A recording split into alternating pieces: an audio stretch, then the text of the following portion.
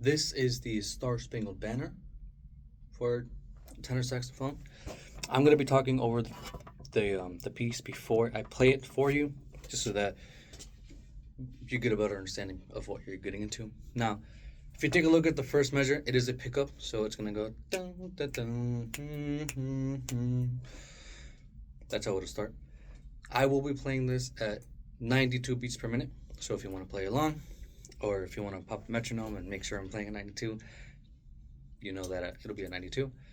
But just to go over the piece a little bit, we do have a repeat right at the beginning. So from A to B, you'll play A and B the exact same way. One thing to note though is there is an accidental. There's an F sharp and technically the second measure. So if you look at A, section A, 2 measures in, there's an F sharp. Now, there's 2 ways to play F sharp. You can do the regular 3 and then middle finger, F sharp, but there's also, it's called a forked F sharp. So it's 3 and then you do regular F, and then there's this side key here that should open up the key in the back. This is forked F sharp. Don't mix that with this key. This key will open up one of your top pads over here. That's for high F sharp. So make sure you're hitting the right one. It'll always, forked F sharp will always be like a longer one, and the high F will always be this vertical one as opposed to a horizontal one. So make sure you're hitting the right one. I'm sure you'll figure it out. The reason why I point this out is because my forked F sharp is more in tune than my regular F sharp. Why that is, I couldn't tell you, but it's best to know your horn and the different options that you have playing it. So I would definitely recommend learning forked F sharp, just because when you're playing longer pieces, longer tones, intonation really plays a factor in there, especially if you're just holding a note. So for me, I'll be using forked F sharp. I had to learn how to use it. I learned how to do, the regular middle finger F sharp, but I learned that forked F sharp for me is more in tune. Now, done with the whole F sharp spiel. Take a look later down in the piece. 2 measures before C, that will be measure 16. That starts off with the half note going into the dotted 8th note into the 16th note. I bring this up not because of the accidental, but because we are very important in terms of the harmony. There's a lot of parts that cut off right there, and we're supporting the bass line, but we also give it color. So I recommend being a little stronger in there, confident, and just playing a little bit louder. Not too loud at all, but just give a little bit more oomph. You know what I mean? So there's that. And then there are some important accidentals to take note of. So if you take a look at measure 21 and at 22, there's going to be a E natural and a D flat. Now, D flat is also C sharp. Whichever you know better, refer to it that way. But if you take a look at the key signature, we do have E flat and B flat. So we're playing those. And but yes, keep in mind there's an E flat and then a D flat later on. But besides that, there's not much else to talk about. However, Dr. Boo does like to give a little ritornando in the second ending. So at A, that second ending, he likes to give it a little ritornando. So in actual setting, pay attention. But as of right now, you can just play through as if there's nothing.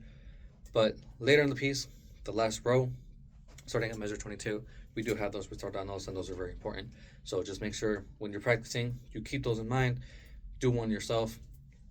But that is about it. Note the breath marks as well. Breath marks are very important because you don't want to breathe in like a very awkward spot, especially when you have the main part of the song. Granted, we don't necessarily have that as tenor saxophones, but we are important to contributing color into the piece, especially the different harmonies in the beginning. But I will go ahead and get started. I'm done with my spiel. Again, I am playing 96 beats per minute, so if you want to tag along, you're more than welcome to do so. If for any reason you're struggling, don't worry, it's okay. Learning new songs is very hard. Slow it down, break it up in chunks. And by chunks, I mean only practice 2 measures. Make sure those measures are great. Add another 2 measures, so on and so forth. And that is how I recommend practicing. But besides that, I'm going to go ahead and get started. 1, 2, 3. 1, 2, 3, 1, 2.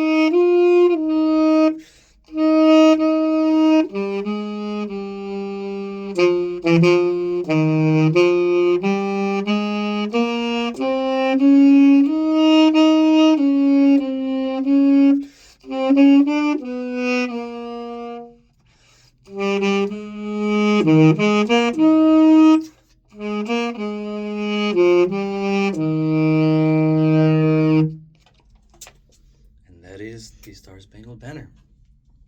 I do want to note, or I want you to keep in mind something.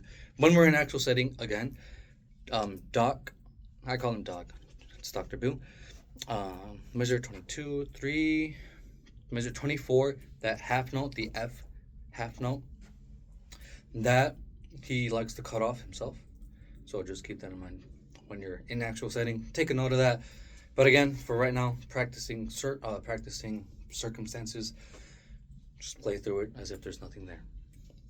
But yes, that is the Star Spangled Banner.